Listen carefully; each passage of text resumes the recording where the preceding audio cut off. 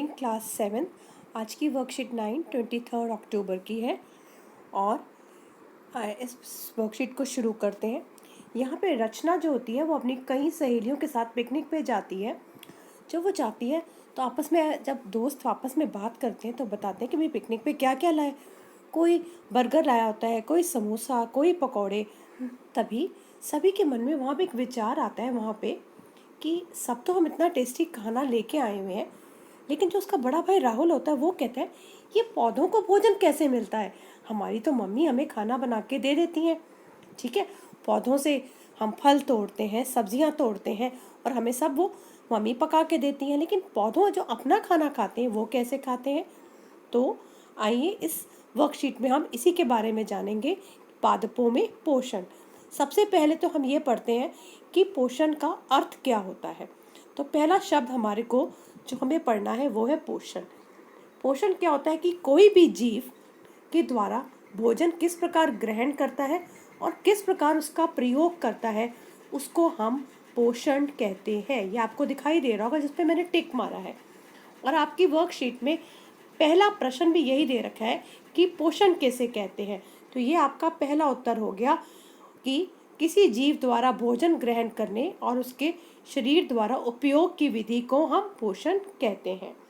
अब आता है कि पोषण जो होता है उसके अंदर क्या क्या चीज़ें होती हैं और भोजन में हमें क्या क्या चीज़ों की आवश्यकता होती है।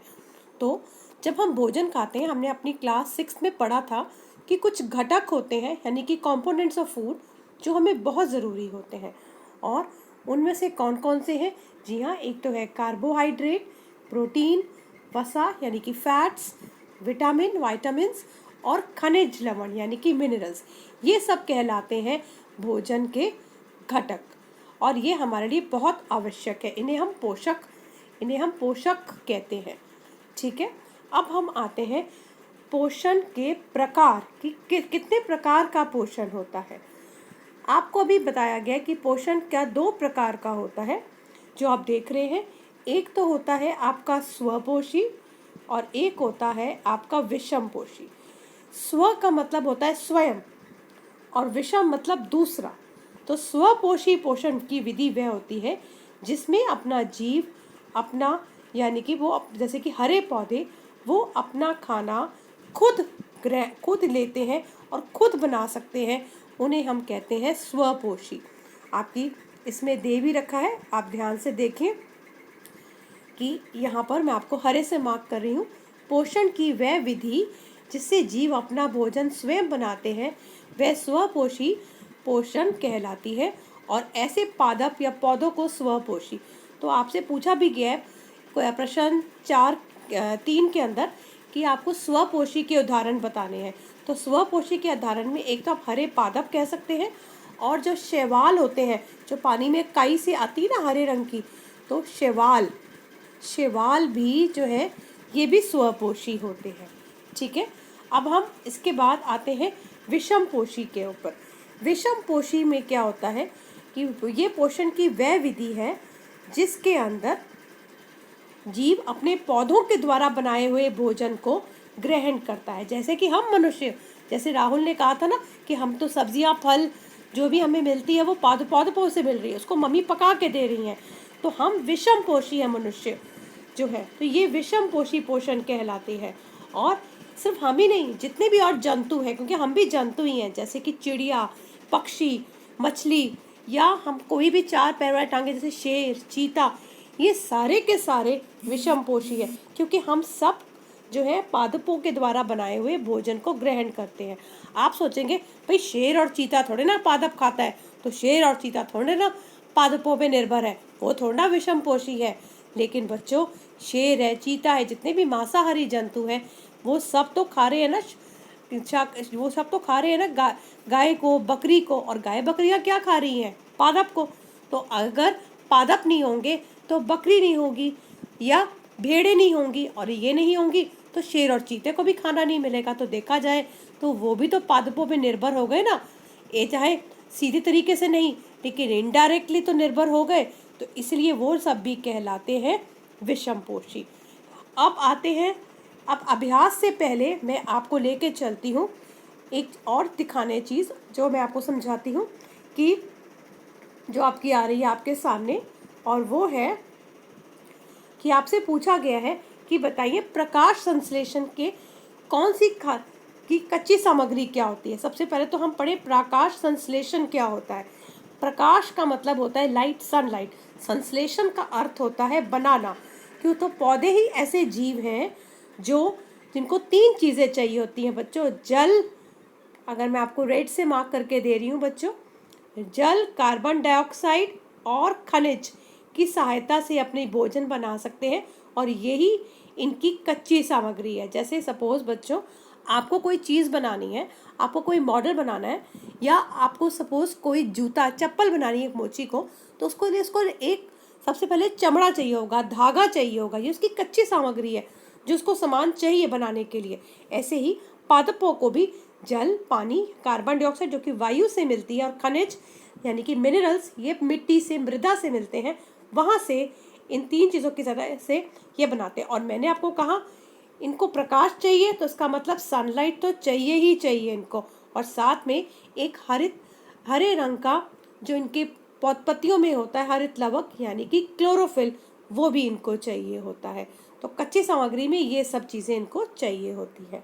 ठीक है, अब आता है कि प्रकाश संश्लेषण की प्रक्रिया को मैं समझाती हूँ, और इससे पहले मैं आपको एक बार रिवाइज करा देती हूँ कि पौधे और जानवर जैसे जीव भोजन पर ही, जितने जीव है वो भोजन पर जीवित रहते हैं।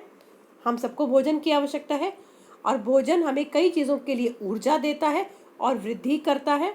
और पोषक तत्व मैंने आपको बताए थे कि वो खाद्य पदार्थों में जो मौजूद होते हैं और जो हमारे लिए बहुत आवश्यक हैं, जैसे कि प्रोटीन, विटामिन, कार्बोहाइड्रेट, खनिज और वसा। तो साथ साथ हम एक को रिवाइज भी करते जाएंगे। आहा, ये कौन सा चित्र आ गया?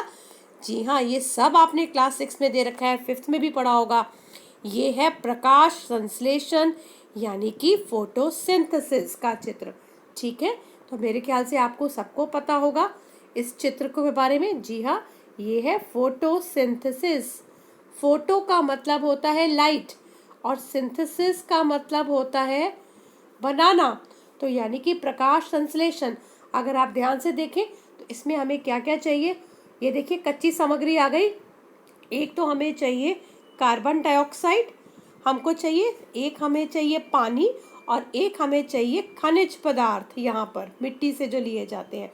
और बच्चों, ये जो ऑक्सीजन है ये प्रकाश संश्लेषण में बाहर निकल रही है, ये पौधों को नहीं चाहिए, ये बाहर निकल रही है, और ये हम इंसान इसका उपयोग करते हैं। तभी तो हमें कहते हैं पौधों से हमें बहुत अच्छी ऑक्सीजन गैस मिलती है। ठीक है, तो अब आपके सामने ये हमने चीज़ें रिवाइज करी सारी कि सभी जीवों को खाद्य की आवश्यकता होती है।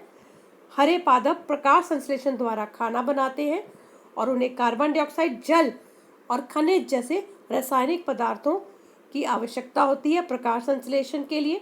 और क्लोरोफिल और सूर्य का प्रकाश भी अनिवार्य है। ठीक है, और कार्बोहाइड्रेट बनता है इसके अंदर, और प्रकाश संश्लेषण में ऑक्सीजन निकलती है जिसका उपयोग हम करते हैं।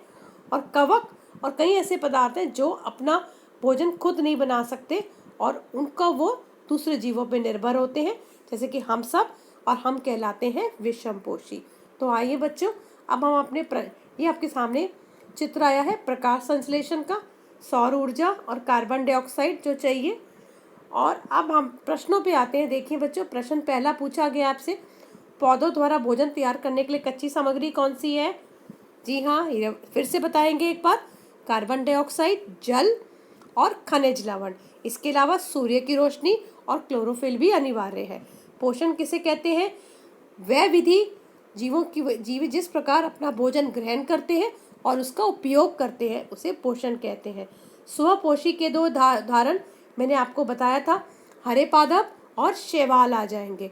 और विषमपोषी में मनुष्य और जितने भी जंतु हैं, पक्षी या मछली, कुछ भी आप इसमें लिख सकते हैं, ये सब कहलाएंगे विषमपोषी। मेरे ख्याल से आपको पूरा लेसन समझ में आ गया होगा, और बड़ी इंटरेस्टिंग वर्कशीट है, अब आप आराम से कर सकते हैं। और देखिए आपके सामने चित्र भी बने हुए विषमपोषी के, इसके अंदर आप देख रहे हैं ये विषमपोषी के चित्र भी हैं इसके अंदर। ये देखिए चीता बना हुआ है इसके अंदर, ये एक गाय के चित्र बना हुआ है, एक शेर का बना हुआ है, ये सब विषम पोषी हैं सारे के सारे, ठीक है। और ये देखिए हरे पादप आपके आ गए इसके अंदर, ये आपका स्वपोषी हो गए। और इवन शैवाल भी अगर आएगा तो वो भी आपका हो जाएगा स्वपोषी, ठीक है। तो अब आप ये वर्कशीट को कंप्लीट करके टाइम से मुझे भेज देंगे।